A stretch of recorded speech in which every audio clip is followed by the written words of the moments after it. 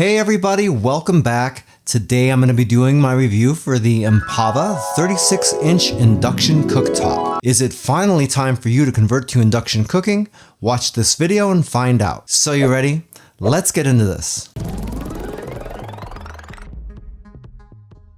Just a quick note, my reviews are based upon the things that I think are important. That might be a little bit different for you, so what I recommend doing is after watching my video, you watch a couple of other videos made by different content creators.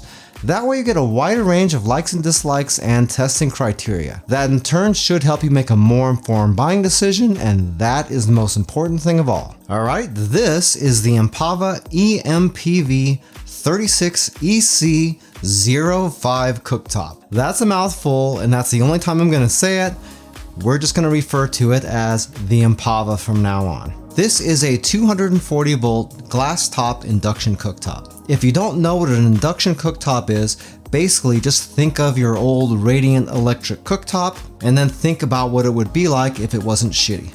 Are you serious? On the low end, people have those Raidant Electric cooktops. They tend to cook a little bit on the slow side, but they're easier to clean than gas. All those are the same technology that you had in the old Raidant ranges, except they threw a nice sheet of heat-resistant glass over the top, and then when you turn them on, you can actually see the coils turn red right through the glass. But the performance has never really been all that great. Next you have your gas cooktops, which are what a lot of people swear by. The cooking on gas cooktops are really great, especially if you need a big flame. And if you want to properly cook on a wok, it's basically a no-brainer. The big downside to gas is that gas heating is super inefficient, and you'll be able to tell that by the fact that you'll be standing in front of a gas cooktop and you get really hot. It also tends to heat your house up quite a bit too, because a lot of the heat doesn't go directly into the pan, it just goes all over the place. One other disadvantage of gas is the fact that gas cooktops and gas ranges typically are a real pain in the ass to clean. And if you've ever had to take the grates and everything off of one of those to clean them up, especially if you haven't done that in a while, then you're in for a treat because it sucks. The next iteration is induction, which is what this is. The thing with induction is that it doesn't actually produce heat. All it does is it vibrates the iron molecules in your pans, and that in turn makes the surface of the pan hot. It's super efficient, and almost all the energy goes directly into heating that pan. As a result, the surface is never hot because it doesn't produce heat. The only heat you do feel is the heat from the pan radiating back onto the surface of the cooktop, which can be pretty hot. A good thing about that is the fact that it's never hot enough to burn your food onto the surface. So cleanup on these is super easy. One thing though, this is a glass surface. So if you take a pan and bang it on the surface, like I almost did right there, and that would have really sucked, then you can crack it and then you're going to be kind of screwed. Also, another thing you have to look into is when you're using pans, you've got to make sure that they're induction safe. It doesn't have to say it's induction, it just means that the pan has to have a magnetic layer in it. If you have multi-layer stainless pans that have both an 1810 and an 18-0 stainless layer, then those are going to be magnetic, so it's not a problem. Another test you can do is to just take a magnet, stick it to the bottom of your pan, and if it sticks, it works. And most pans these days do. If you got a cast iron pan, you don't have to worry about that because those are all magnetic. Another thing to worry about with induction is that if you have old pans that you've kind of abused a little bit and they get a little bit warped, meaning if you set your pan down and it can wobble a little bit instead of being nice and straight like this, then the areas that don't make contact with this glass are not going to heat. So if the bottom is bulging out, then the sides are not going to heat. And if the bottom is bulging in, then the center is not going to heat. But if you just take care of your pans, no problem. This cooktop has 5 zones, which is a cute way of saying it has 5 burners. You've got 1, 2, 3, 4, and 5. These 2 zones here can be combined together in something called a flex bridge, and these 2 can do the same thing. And basically what that means is that you can combine your 2 burners together and turn that into one large rectangular shaped burner. That would work for a couple of different things. First, you can move a pan back and forth without having to worry about setting the different burners at the same temperature because the thing would control that for you. Or if you have a griddle like this, then you'd be able to use this and you'd have nice even temperature all the way through the surface of this. A lot of times with induction ranges and induction cooktops, I've seen the thing where the induction surface is much smaller than the painted circle here. So right here, you'd have this 12-inch circle, but you'd have an induction surface that's much smaller. Therefore, you'd put a pan down that's as big as this, kind of like that. But then whenever you cook something, you can see that the edges aren't cooking because you got the smaller induction burner. The good thing about this Empava cooktop is that although the induction burners are slightly smaller than these circles, they do come out really close to the edges. And in my testing, it's really verified that, and it's cooked really great right up to the edges. However, there's one thing with this flex bridge thing. The induction coils are circular, like this. Don't know if you can see that on this picture, but this is rectangular. So if I've got this on here and I'm using the flex bridge, the fact that those induction coils are circular means I'm gonna have two little areas right here that the induction isn't hitting because there's no burner right there. Also, right here in the corners and right up here in the corners as well. If you're using round pans, you'd never notice that, but if you're using a griddle like me, you will definitely see it. If you're cooking on a griddle like the one I just showed you, you might not notice it as much if you have the power cranked up a little bit more. I did mention that the center heating unit is 12 inches wide, but if you're just eyeballing this, you can tell that these side burners are really, really small. In fact, this is a 2.5 quart saucepan, and you can see that fits just about right on there. So you're thinking 8-inch fry pan or something like that would pretty much fill that up. I used a 10-inch over here and it did work fine, so that might not be too much of a problem. But just keep in mind that if you get this particular cooktop, you are going to be limited on the size of all 4 of these burners. These ones on the sides here are identical. That's not really a knock against Empava because they have all sorts of different cooktops with different sized heating units. But the one I wanted had to be 36 inches wide, and I had a certain amount of clearance back to the wall. Another good thing about Empava cooktops, at least at the time of this recording, is the fact that the warranty period on these is 2 years instead of 1. Hopefully it isn't something that you need, but it is nice that you get a little bit of extra time, and it does say something about the company if they're a little bit more confident that their things are going to last. Also, there are separate control units for each of the induction coils. That means if one goes out, it's not going to take out the entire side of your cooktop, it's only going to take out the one burner. That's not ideal, but a lot of competing brands will use a controller for the left and a controller for the right, and if the one on the right goes out, the entire right side of your range goes out too. Now let's talk about the control panel. And let me wipe this really quick because I'm making this look disgusting, aren't I? There we go. We'll put a pan on here so this will actually work. One thing about induction is that if you turn it on and it doesn't detect the pan, then it's going to turn back off in a few seconds. As far as the size of this cooktop goes, we're talking about a 20.5-inch depth, along with a 35.5-inch width.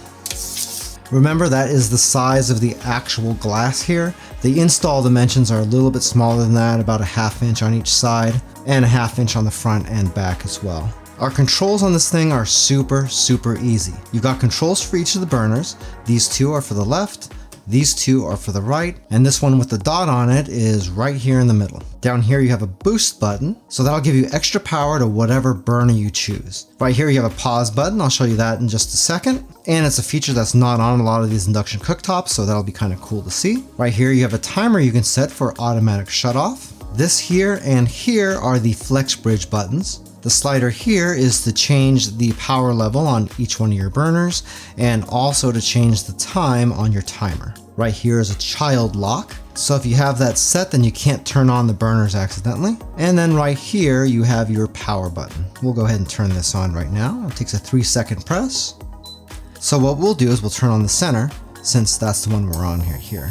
You can see that it's set to 5. If I select this, it'll blink, and then I can change the power level to whatever I want. We'll talk about that noise in just a second as well, which is an induction thing which may or may not be an annoying thing to you. If I want to turn off that burner, I can just select it and then scroll that down to the minus just like that, and it'll turn it back off again. Honestly, the boost function is something I've never even thought about using because induction cooks really, really fast, which we'll be talking about in just a moment. Now I'm going to show you how the flex zone works.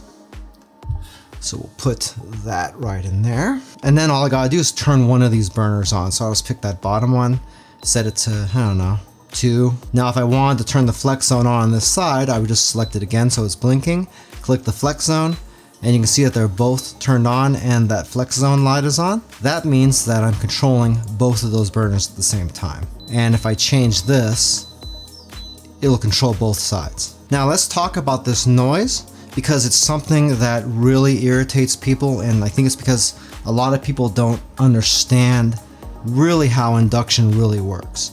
So I'm going to select the center here. We're going to set that to, let's say 5. Leave it right there. You can hear that it was buzzing and now it's off. Now it's going to start buzzing again, and then it's going to be off. Like that. The buzzing is not coming from the induction unit. The buzzing is coming from inside of your pan. And what that is the iron molecules inside the pan vibrating. The lower level we set this to, maybe like that, should make that vibration happen less and less frequently. We'll see about that. Yeah, see? It's just little short blurps. And if I turn this all the way up, it's probably going to make it just continuous. See if I go up here. See? Then it just runs it the whole time. Now that on and off buzzing will continue to happen until the pan reaches the target temperature.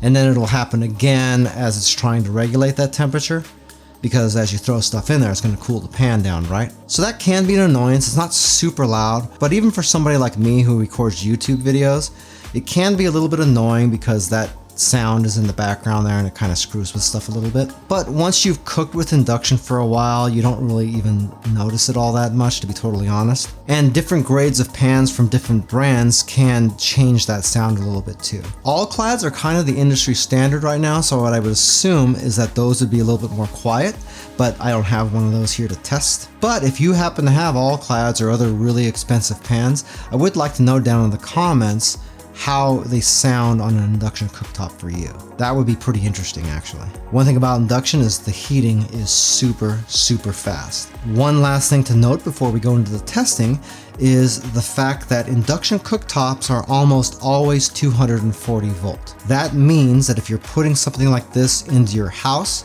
you're gonna have to have a 240 volt connector on your wall. If you don't have a modern range, you probably won't have that connector on the wall, especially if you're using gas, then you definitely won't. So getting something like this also means you're gonna have to get an electrician out to take care of that for you. What? I talked about that pause feature for a second earlier, which I almost forgot to come back to, but I'll show you why that's important. If I were just to turn this on, set this to, I don't know, we'll say 3. The thing about induction cooktops is if I were to take this pan and just pick it up and take it off of here, you're going to see that that is going to change to the little picture of a bottom of a pan not on the surface. That's not what it looks like, but you can kind of see it if you're looking at it funky. And if I don't put it back on here in a certain amount of time, it's going to turn that burner off. That's how all induction cooktops work. See, I put that back on there and went back to 3 again. Now, if I want to be able to remove stuff without actually having to reset all this stuff, I can just hit the pause button and you can see it's pausing all of these. Now I can take this off here, do what I got to do, put it back on, and then just unpause it and I'm good to go. Obviously, if you've got more than one burner going at the same time, the pause might not be the best thing for you because it's going to pause everything, but it can be really useful for you in most situations, especially if you're only using one burner. Also, this cooktop has a safety feature called overflow protection. That means if I were to overflow this pan or something and everything comes out of there and onto the surface, if this area gets wet, it's going to shut everything down until I clean it and it's nice and dry again. That's both a safety feature and also kind of protects your countertop and your floor a little bit depending on what you got cooking in there. Okay, let's take a look at the power levels on all the burners. The 12-inch burner in the middle runs at 2300 watts max. But if you use the boost, it'll crank that up to 3000 watts. The burner back here is 1500 watts, boosted to 2000. The burner right here is 2000 watts, boosted to 2600. Now you can see that these are not the same, and typically your front burners are going to be more powerful than your rear burners, and that's for a reason.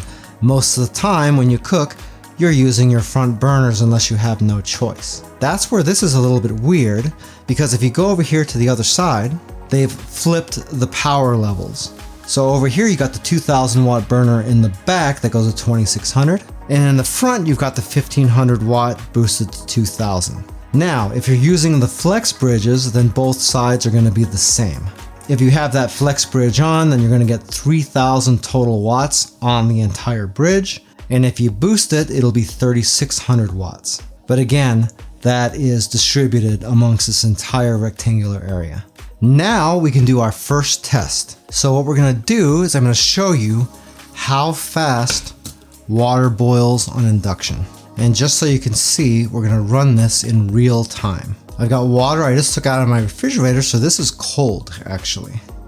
So this should make this take even longer.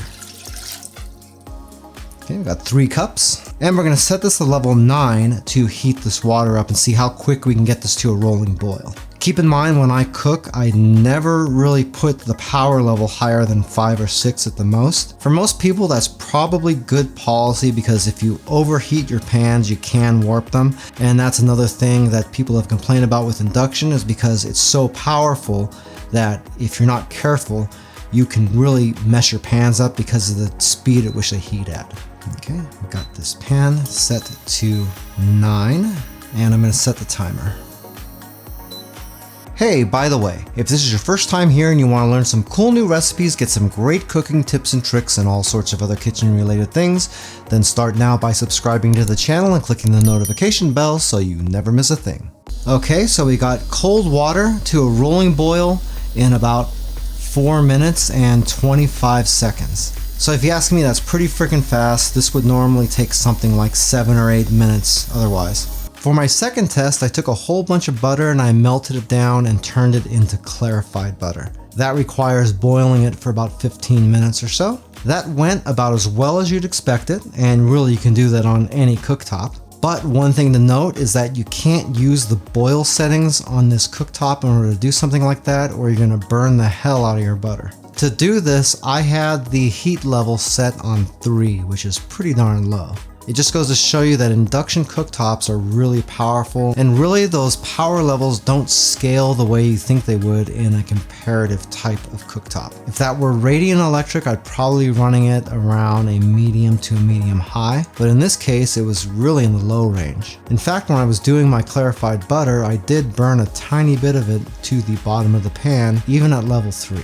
And I was stirring that pretty constant. So if you're thinking about moving to induction cooking, you gotta rethink the way you cook a lot of things just a little bit different. Times are gonna be different, temperatures are gonna be different, but once you get used to them, it's not really that big of a deal. For the next test, I made some Philly cheesesteak sandwiches, and the first part of that was cooking all the vegetables. The browning of the onions and the peppers took about 10 minutes total, which really isn't all that long at all. And on that center burner, it cooked really, really evenly. One thing to note though is if you're shaking the pan and stirring it quite a bit, really the surface is a painted surface right on that glass cooktop, so it's really easy for you to take your pan and pull it off of the cooking area, just like I did right here.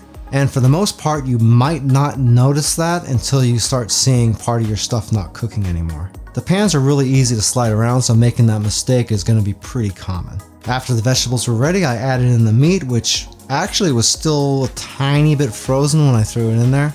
But within another 5 or 6 minutes or so, that was all cooked through and everything turned out really good. That entire process, including melting the cheese on the top, took less than 20 minutes total.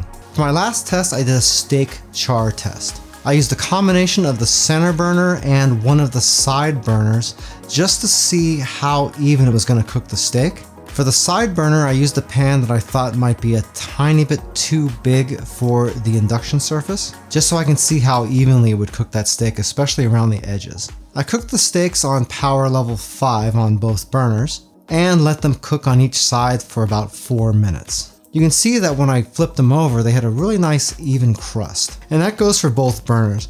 You can see on that side burner, it's a tiny bit less cooked on the very edges. But again, I was using a pan that was way bigger than it should be.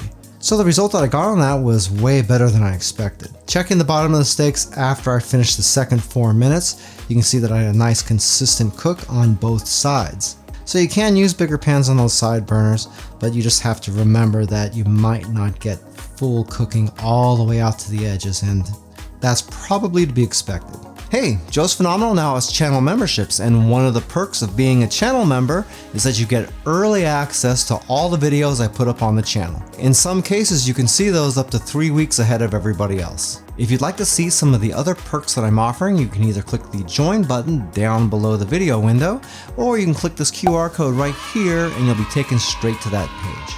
In my opinion, Empava has kinda hit this one out of the park. Everything that I like about this cooktop I really do like, and most of the things that I don't were really due to the size constraints that I had, and also the price range that I wanted to stay in. One thing you gotta keep in mind though if you're gonna convert to a cooktop is the fact that your kitchen probably already has a cutout for a range. That would probably mean putting in an extra cabinet and redoing a countertop. However, if you're in the middle of remodeling, something like this could be pretty compelling. But if that's you, remember, if you're putting in a cooktop and getting rid of a range, you're gonna have to do something about your oven, which means you're probably gonna have to put in a wall oven just like that. And depending on what you get, that could be pretty costly. If you'd like a little bit more information about the Empava 36-inch cooktop from this video, I do have an Amazon affiliate link to it down in the description. If you buy anything through those links, I do make a small commission, but it doesn't change the price that you pay 1 cent. If you like this video, you might like this video right here where I did a product review for a Frigidaire induction range. That way you can still have a decent range with induction capability and you don't have to modify your kitchen. Well, that's it for now. I hope to see you back again here really soon, and until that time, I'm Joe and I hope you have a phenomenal day. Take it easy.